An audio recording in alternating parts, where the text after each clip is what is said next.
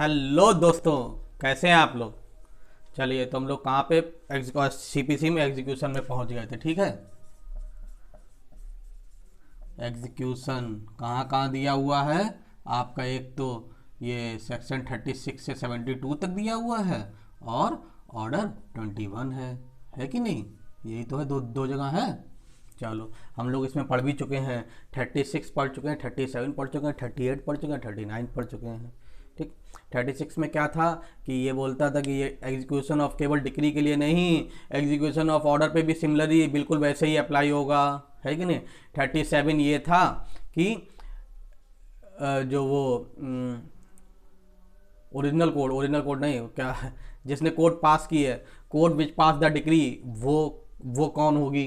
38 में था कि कोड बाय विच डिग्री में भी एग्जीक्यूटेड, किसके द्वारा डिग्री एग्जीक्यूट हो सकती है, या तो जिसने पास की है या जिसको यस ट्रांसफ़र की गई है। 37 ये था ना। नहीं यार, 37 में ये था कि वो definition of code which pass the degree. 38 में था कोड बाय विच डिग्री में भी एग्जीक्यूटेड। ठीक है, या तो जिसने पास किया जो। अब ट्रांसफर ऑफ डिग्री कैसे होगा, ये 39 में दिया हुआ था, है इतना हम लोगों ने पढ़ लिया। ट्रांसफर ऑफ डिग्री कैसे होगा कि on the application of the degree holder. ठीक है, कब कि वो डिफेंडेंट बाहर रहता है, उस मतलब जिस जिस जुरिडिक्शन में ट्रांसफ़र करना है वो वहाँ रहता है। ये सब ऐसे ग्राउंड हो या सू मोटो भी हो सकता है, ये भी दिया हुआ था, है। और उसके बाद में अब हम लोग आ रहे हैं 40 पे। 40 क्या बोलता है।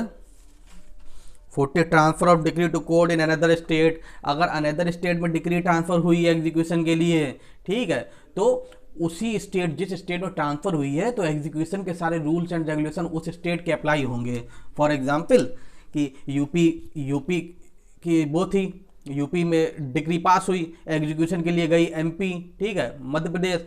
अब मध्य प्रदेश जो जो एग्जीक्यूट होगी ना जब वो, तो बिल्कुल वही सारे रूल्स एंड रेगुलेशन अप्लाई होंगे जो एमपी स्टेट के हैं, ना कि यूपी के। ठीक है, जो वो अपनी डिग्री पास करके एग्जीक्यूट करने में, एग्जीक्यूशन में जो वो रूल्स अप्लाई करते हैं, जो उनका प्रोसीजर है वही फॉलो करेंगे। ठीक है, क्योंकि अलग अलग हाई कोर्ट अलग अलग प्रोसीजर बना सकती है कि नहीं। तो उसमें क्या इशू है। कहने का मतलब अगर पूछा जाए कि किसके रूल्स अप्लाई होते हैं एग्जीक्यूशन के लिए, जिसने डिग्री पास की उसके, या जो एग्जीक्यूट करा रही है उसके, जो एग्जीक्यूट करा रही है उसके रूल्स अप्लाई होते हैं। सिंपल सी बात। 40 ये बोलता है। 41 ये बोलता है कि जैसे ही डिग्री एग्जीक्यूट हो जाए तो उसका जो भी कोई रिजल्ट होगा, एग्जीक्यूट कर पाए तो ठीक, ना कर पाए तो ठीक, दोनों ही बातें जिसने डिग्री पास की उसको भेजा जाएगा, या जहाँ से जो ट्रांसफ़र होके आई उसको भेजा जाएगा। समझे कि नहीं। कि यूपी कोर्ट ने एमपी कोर्ट को भेजा था कि भैया ये एग्जीक्यूट करा दो, एमपी कोर्ट ने एग्जीक्यूट करा दी तो भी वापस भेजेगी कि हाँ ये एग्जीक्यूट करा के डॉक्यूमेंट वापस भेज दिए। जो भी कुछ रिजल्ट होगा, चाहे एग्जीक्यूट नहीं करा पाए तो भी वापस भेजेंगे। Result of execution proceeding to be certified. ठीक है, पढ़ लेना, इसमें कुछ है नहीं। अब क्या है power of court in executing transfer degree. देखो 3 सेक्शन बहुत इंपॉर्टेंट हैं। कौन कौन से। एक तो 39, ठीक है, पावर टू ट्रांसफर डिग्री। ठीक है, क्या है 39 पढ़ा था हम लोगों ने। 39 पावर टू ट्रांसफर डिग्री,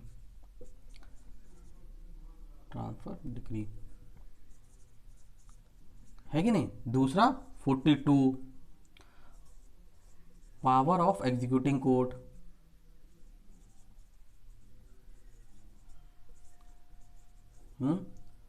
तीसरा 47 क्या है, क्वेश्चंस टू बी डिटरमाइंड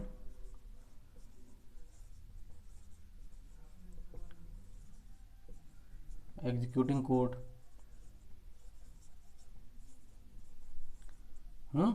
ये एक और है, वो 51 है, लेकिन वो उसका इससे कोई लेना देना नहीं। 51 में प्रोसीजर ऑफ एग्जीक्यूशन,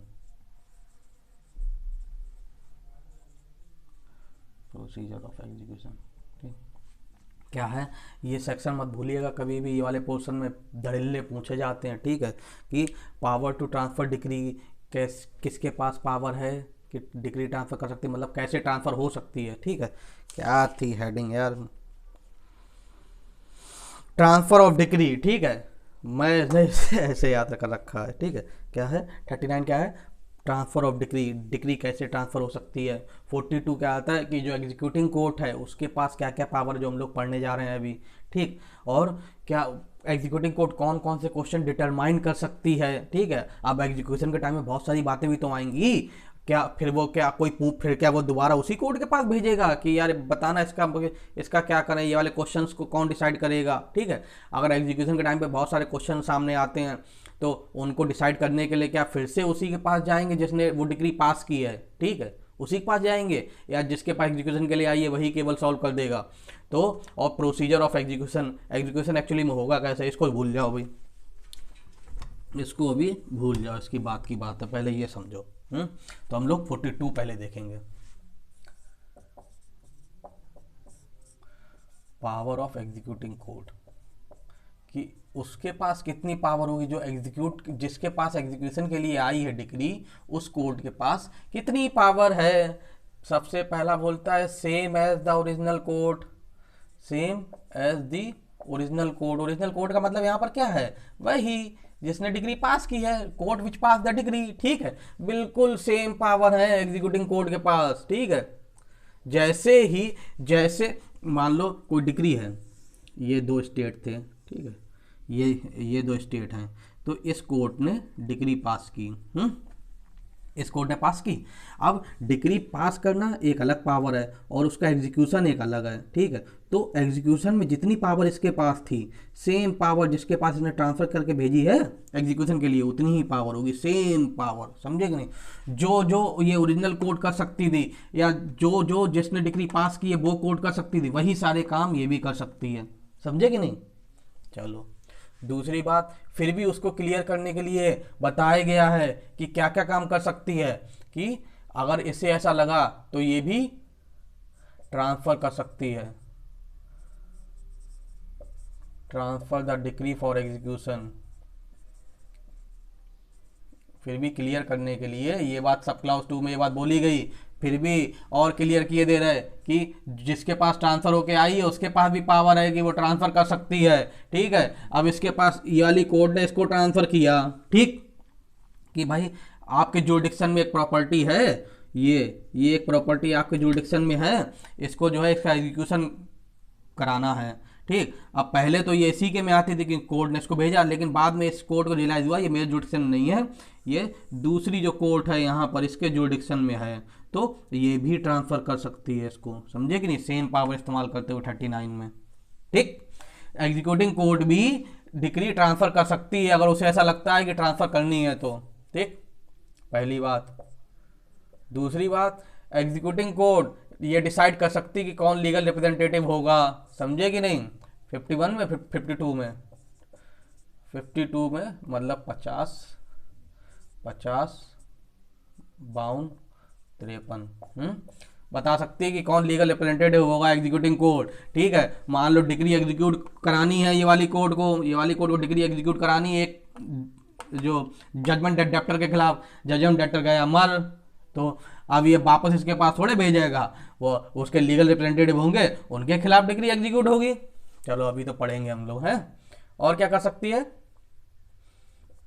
और ऑर्डर ऑफ अटैचमेंट कर सकती है, ऑर्डर ऑफ अटैचमेंट, ठीक, कि भाई अटैचमेंट ऑफ प्रॉपर्टी का ऑर्डर दे सकती है, ये भी पावर है इसके पास। एक और सीधी बात बोली गई कि कुछ भी करो, कोई भी ऑर्डर पास करो, चाहे transfer for the decree of execution कुछ भी करो, तो उसको जो है उसकी जो कॉपी सेंड कॉपी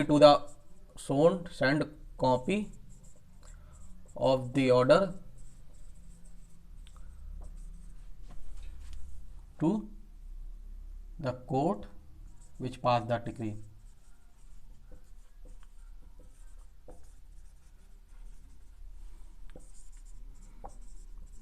आज बोर्ड थोड़ा नीचे कर लिया, देखें जरा कैसा दिख रहा। हाँ सही है, थोड़ा हमें लिखने में आसानी हो रही। क्या है, बस 42 में से इतनी बातें ध्यान रखना, ठीक है। पहली कि उसके पास एग्जीक्यूटिंग कोर्ट कौन सी है, यहाँ पर एग्जीक्यूटिंग कोर्ट ये है, ठीक, इसको भी भूल जाओ। एग्जीक्यूटिंग कोर्ट ये है बीच वाली, ये कौन सी है, वेरी गुड, जिसने डिग्री पास की, ठीक। तो इसकी पावर की बात कर रहे हैं कि इसके पास कितनी पावर होंगी, भैया बोल रहा है कि सेम होगी ओरिजिनल कोड, जो डिग्री एग्जीक्यूट कराने के लिए ये काम कर सकता है वही सारे काम ये भी कर सकता है। ठीक। दूसरी बात और क्लियर करने के लिए सबसेक्शन 2 ये बोलता है कि अगर इसे जरूरत पड़ी तो ये 39 के अंदर ट्रांसफर भी कर सकता है। अगर एलआर के थ्रू अगर वो मर गया है जजमेंट डेप्टर तो उसके एलआर के अगेंस्ट में भी डिग्री एग्जीक्यूट करवा सकता है और ऑर्डर ऑफ अटैचमेंट भी कर सकता है। ठीक है, लेकिन कोई भी काम करे ये कोर्ट, उसकी जो भी कोई ऑर्डर पास करे उसकी एक कॉपी इन्हें भी भेज दे, इन्हें भी जानकारी में दे दे जिसने डिग्री पास की है कि ऐसा ऐसा हमने किया। ठीक है, इनकी जानकारी में डाल दे, बस इतनी सी बात है, इतना ही याद रखना है इसमें और कुछ नहीं याद रखना।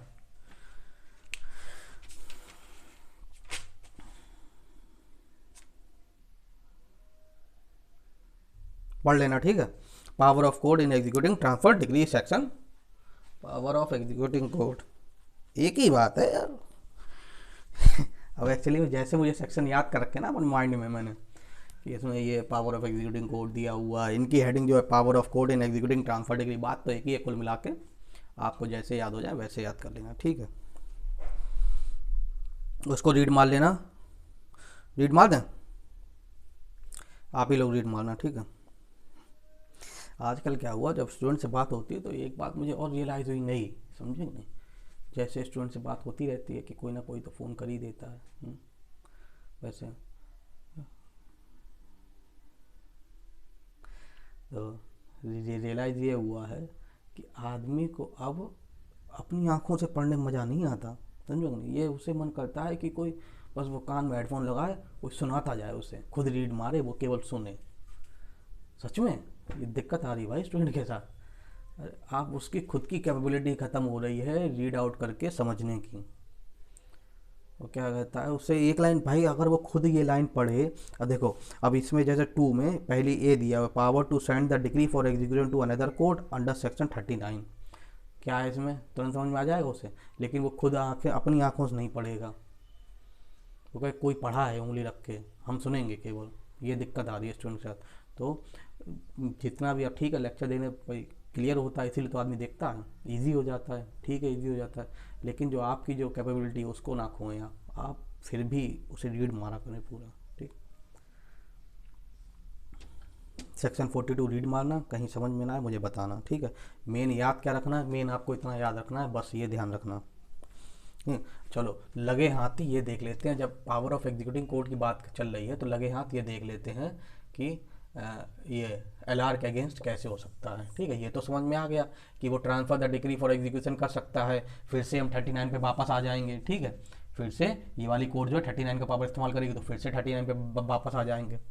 वो तो छोड़ दो, अब क्या एलआर के अगेंस्ट कैसे कर सकता है, सेक्शन 50 में दिया हुआ है एलआर कौन होगा, लीगल रिप्रेजेंटेटिव कौन होगा, वही होगा भाई डिसीज्ड के मरने के बाद, जजमेंट डेप्टर के मरने के बाद, जजमेंट डेप्टर जो है, जजमेंट डेप्टर क्या होता है जिसके अगेंस्ट में डिग्री पास हुई है, जजमेंट डेप्टर के मरने के बाद अगर जब जजमेंट डेप्टर मर जाएगा, जो उसके वो होंगे डिसेंडेंट होंगे या जिनको प्रॉपर्टी जिनके पास प्रॉपर्टी आ रही है, ठीक है, जो उसकी प्रॉपर्टी को जो लीगली उसकी प्रॉपर्टी को रिप्रेजेंट कर रहे हैं, जो लीगल रिप्रेजेंटेटिव बनेंगे उसकी प्रॉपर्टी का, उनके पास उनके वो होंगे एलआर। समझे कि नहीं, समझ में आएगी नहीं, वेरी गुड। कहाँ है 50 में ही है कि किसी और में दिया हुआ है, हाँ एलआर। दूसरी बात, एक तो ये जान लिया कि कौन है, दूसरी बात उनकी लायबिलिटी केवल इतनी होगी जितनी उनके पास प्रॉपर्टी आई है, समझो। दूसरा सबसेक्शन में बोलता है उनकी लायबिलिटी सिर्फ उतनी होगी जितनी उनके पास प्रॉपर्टी आई है, ठीक है, उससे ज़्यादा नहीं। मान लो जजमेंट डेप्टर के खिलाफ 5 लाख का वो है कि 5 लाख रुपए से भरना है, ठीक, या अब इनके पास प्रॉपर्टी आई, एक आदमी था ए, समझो एक आदमी था ए, इसके ऊपर केस का ऑर्डर है, मतलब कोर्ट का ऑर्डर है, इसे 5 लाख रुपए भरना है, इसकी मौत हो जाती है डिग्री एग्जीक्यूट होने से पहले, तो मौत हो जाती है, ऐसा थोड़े है कि ये वो देगा नहीं पैसा, बिल्कुल देगा, ठीक है।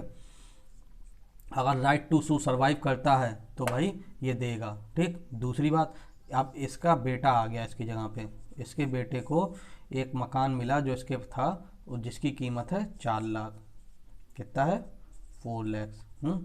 तो अब बी जो है सिर्फ इस मकान के लिए इतनी लाइबिलिटी है इसकी कि यही मकान अटैच होगा जो इससे मिला है और इसी को बेच के पैसा दिया जाएगा, इसका अपना नहीं भैया लिया जाएगा। समझे कि नहीं? समझ रहे कि नहीं? बस इतनी बात समझो, सिर्फ उतने के लिए लायबल होता है। He shall be liable only to the extent of the property of the deceased which has come to his hands and has not been duly disposed of। समझे कि नहीं? जो उसके हाथ में आई और जो ड्यूली डिस्पोज ऑफ नहीं की गई है, मान लो इसने मरने से पहले ही अब वो मकान बेच दिया, इसके हाथ में कुछ भी नहीं आया, तो फिर ये क्या करेगा बेचारा? कुछ नहीं, फिर इससे कहाँ ले लोगे? समझे कि नहीं? इसका होना चाहिए, इसकी जो प्रॉपर्टी जितनी आएगी उतनी उतनी ही इसकी लायबिलिटी बनती है। 51 तो अलग है। 51 अभी लिखा था हम लोगों ने, क्या है? प्रोसीजर ऑफ एग्जीक्यूशन, किस तरीके से एग्जीक्यूशन हो सकता है वो हम लोग देखेंगे अभी। पहले ये देख लो 52 enforcement of decree against LR. ठीक है, वही बताता है 51। 50 तो ये बताता है एलआर कौन होगा, 51 ये बताता है enforcement of degree against LR. ठीक है, कि अगर वो मर जाता है जजमेंट डेप्टर तो डिग्री जो है एलआर के अगेंस्ट इन्फोर्स हो सकती है, और वो कौन करा सकता है? वो एग्जीक्यूटिंग कोर्ट ही कराएगा।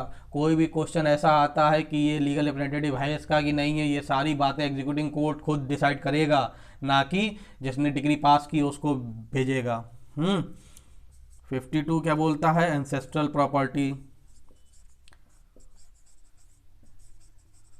अगर एंसेस्ट्रल प्रॉपर्टी है इन दोनों ही केस में, रुको ये तो 52 था ना, ये 53 है, 51 थोड़े, 52 ये था, 53 ये है। बोल रहा है कि एंसेस्ट्रल प्रॉपर्टी अगर कोई है, एंसेस्ट्रल प्रॉपर्टी क्या होती है कि भैया खानदानी प्रॉपर्टी है, तो उस पर भी लाइबिलिटी होगी। अगर 50 या 52 में 50 या 52 में कोई भी अगर वो होता है डिग्री एग्जीक्यूट कराने के लिए, तो एंसेस्ट्रल प्रॉपर्टी में भी उससे एंसेस्ट्रल प्रॉपर्टी से भी एग्जीक्यूट करवाई जाएगी। अब उसमें वही एंसेस्ट्रल प्रॉपर्टी वो सारी होंगी जो हिंदू लॉ में जो मानी जाती हैं। हिंदू लॉ में तुम्हारी जिसकी लायबिलिटी आती है वो सारी एंसेस्ट्रल प्रॉपर्टी से एग्जीक्यूशन हो सकता है। समझे कि नहीं? एक हिंदू लॉ में एक होता था पायस ऑब्लिगेशन, पायस ऑब्लिगेशन, अब ये नहीं है। ठीक है, पायस ऑब्लिगेशन क्या कहता था? पायस ऑब्लिगेशन ये बोलता था कि 3 पीढ़ियों की कर्जा आप ही को चुकाना होगा। ठीक है, अपने दादा, अपने पिताजी, दादाजी और परदादा। ठीक है, अगर इस आदमी को इस जनरेशन तक 3 पीढ़ी तक कर्जा रहता था। समझे कि नहीं? उसमें कि अगर इनने कर्जा लिया था 5 लाख रुपए, ये नहीं भर पाए तो इनका लड़का भरेगा, ये नहीं भर पाए तो इनका लड़का भरेगा, बस ये 3 पीढ़ी ये नहीं रहेगा। ठीक, 3 पीढ़ी तक इसमें होता था, लेकिन ये पायस ऑब्लिगेशन हो नहीं रहा। ठीक, हिंदू सक्सेशन एक्ट आया, इसको हटा दिया गया। अब क्या है, ये क्यों होता था कि भैया तुम्हारे जो पूर्वज हैं वो सुखी रहें वहाँ पर जाके, तुम भाई वो कर्जा लेके ऊपर जा रहे हैं तो पता नहीं नर्क में रहेंगे कहाँ रहेंगे, लेकिन अरे कर्जा लेके जा रहे, जान दो मेरा जीवन क्यों नर्क कर रहे हो यहाँ पर। समझे नहीं? तो अब कुछ नहीं है, अब क्या है, केवल यही है अगर पिताजी ने अपनी प्रॉपर्टी पे लायबिलिटी है, ठीक है, हिंदू लॉ के हिसाब से बता रहा हूँ, कि अगर इन्होंने मान लो इन्होंने 5 लाख रुपए कर्जा लिया अपनी प्रॉपर्टी पे, तो या प्रॉपर्टी पे भी नहीं लिया तो 5 लाख रुपए इन्हीं की प्रॉपर्टी से निकाला जाएगा। मान लो ये प्रॉपर्टी इनके मरने के बाद इसके पास आनी है तो इन्हें नहीं मिलेगी, पहले इसे बेच के 5 लाख रुपए कर्जा दिया जाएगा, बस इतना है। अब तो यही बता रहा है एंसेस्ट्रल प्रॉपर्टी में। पढ़ो, liability of ancestral property for the purpose of section 50 and 52, property in the hands of a son or other descendant which is liable under Hindu law for the payment of his debt of a deceased ancestor in respect of which a decree has been passed shall be deemed to the property of deceased which has come to the hand of son or other descendant as his legal representative। वही बात है। 54 ये बताता है कि अगर partition कराना पड़े या सेपरेशन ऑफ शेयर है, हाँ, पार्टीशन ऑफ स्टेट या सेपरेशन ऑफ शेयर कराना पड़े तो वो कौन कराएगा? तो वो कलेक्टर कराएगा या कलेक्टर का रिप्रेजेंटेटिव कराएगा। ठीक है, उनका कोई जो है, कलेक्टर कौन होते हैं? डीएम साहब। मान लो एसडीएम को पावर दे दें कि तुम करा देना। ये भी क्वेश्चन प्री का बनता है कि सेक्शन 54 में पार्टीशन कराना है या सेपरेशन ऑफ शेयर होना है तो वो कौन करता है? कोर्ट करता है? नहीं, कलेक्टर करता है या कलेक्टर जिसको सबऑर्डिनेट को जिसको पावर दे दे। चलो इतनी बात समझ में आई।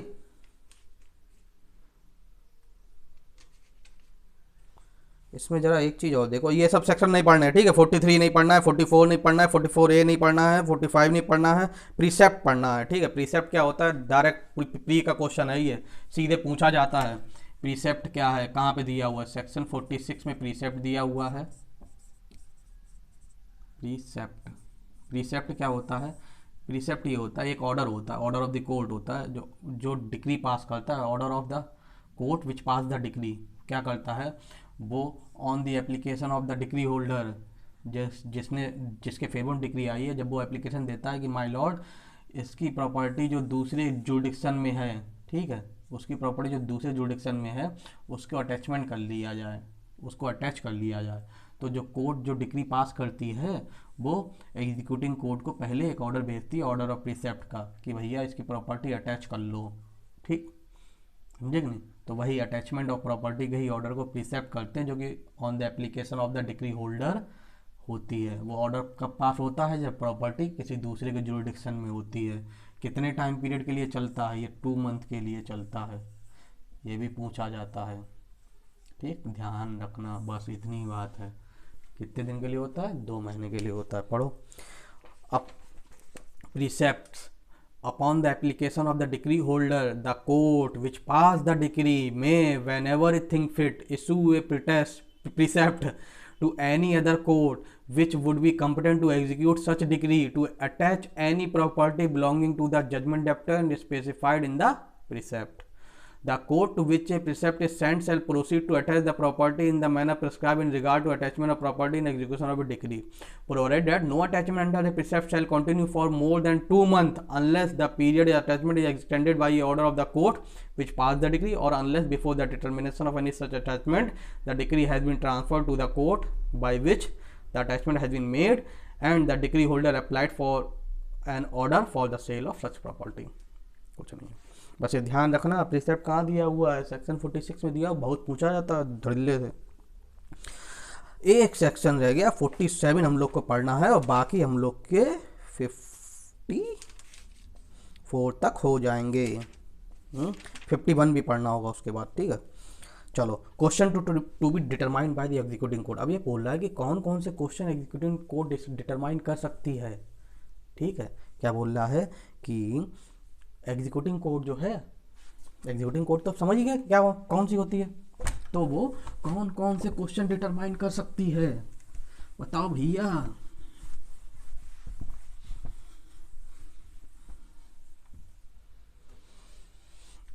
कुछ दिनों से लेक्चर इसलिए नहीं आ पा रहे थे क्योंकि मैं आईपीसी के लेक्चर रिकॉर्ड कर रहा था, ठीक है, 2 दिन से 3 दिन से, और प्री पॉइंट ऑफ व्यू से 10 घंटे के लगभग 8 घंटे 8.5 घंटे की वीडियो तैयार हुई है, ठीक है, और वो मर्ज हो रही है। मर्ज होने में बड़ा दिक्कत आ रही है। मैं चाहता हूँ पूरी एक साथ मर्ज हो जाए तो काम मज़ा आए उसको।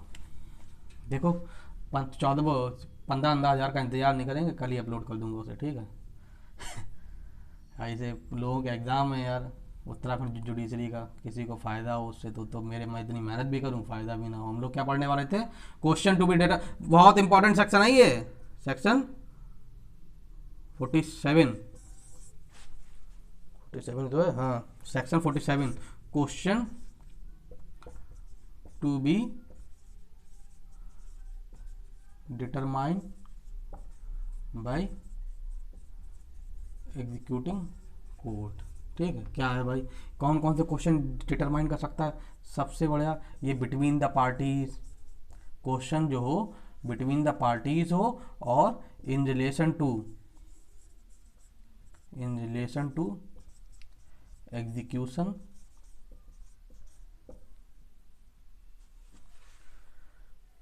डिस्चार्ज और satisfaction, execution discharge and satisfaction of decree related to the execution, discharge and satisfaction of decree होना चाहिए, ठीक है।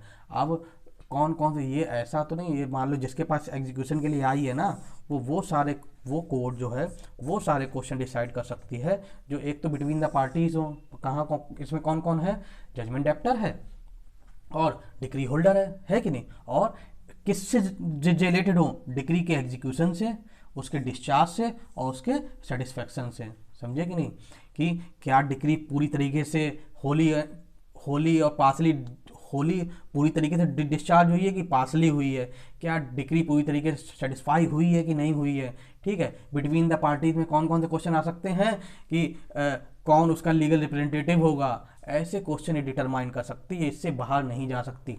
अब ये क्या ये बता सकती है, मान लो डिक्री आई, क्या ये डिक्री की वैलिडिटी चेक कर सकती है कि whether the decree is valid और नॉट, नहीं, क्यों, अरे भाई ये पावर है ही नहीं उनके पास।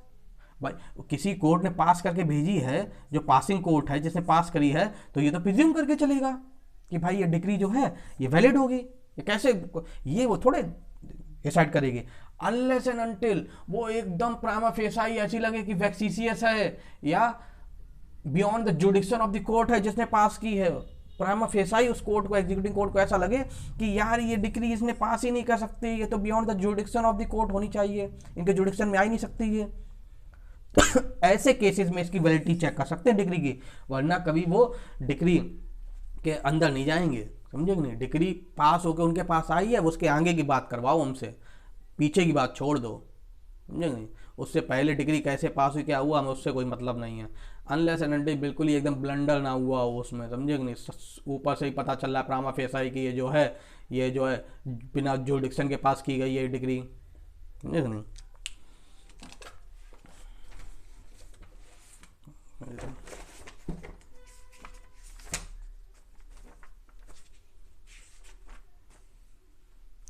एक लाइन और होता है इसी में, एग्जीक्यूटिंग कोर्ट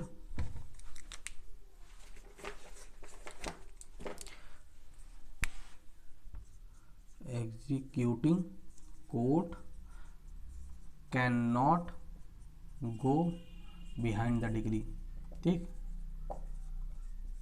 डिग्री के अंदर नहीं जाएंगे, समझे कि नहीं। वो आप एग्जीक्यूशन के आगे वाली बात करो, उसमें जो दिक्कतें आएंगी वो डिसाइड करेगा, ना कि डिग्री कोर्ट के पास ये था कि डिग्री वैलिड है कि नहीं, आ रही ये सब थोड़े तुम्हें डिसाइड करना है, ठीक, और तो कुछ है नहीं।